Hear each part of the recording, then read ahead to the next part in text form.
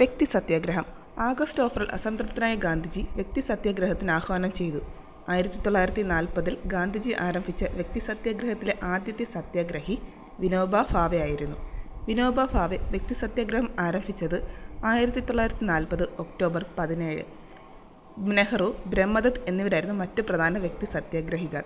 വ്യക്തി സത്യാഗ്രഹികൾ ഡൽഹിയിലേക്ക് നടത്തിയ മാർച്ച് അറിയപ്പെടുന്ന പേര് ദില്ലി ചലോ മൂവ്മെന്റ്. ഗാന്ധിജി നടത്തിയിട്ടുള്ള ഏറ്റവും ദുർബലമായ പ്രക്ഷോഭമാണ് വ്യക്തി സത്യാഗ്രഹം.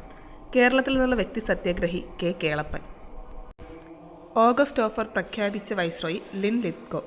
ഓഗസ്റ്റ് ഓഫർ പ്രഖ്യാപിച്ചത് 1940 ഓഗസ്റ്റ് 8.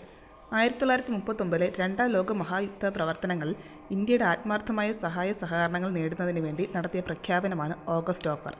ഓഗസ്റ്റ് ഓഫർ അനുസരിച്ച് ഇന്ത്യക്ക് പുത്രികാ രാജ്യ പദവിയും പ്രാതിനിധ്യ സ്വഭാവമുള്ള ഒരു ഭരണഘടനാ നിർമ്മാണ സഭ രൂപീകരിക്കാനും സ്വാതന്ത്ര്യം നൽകി.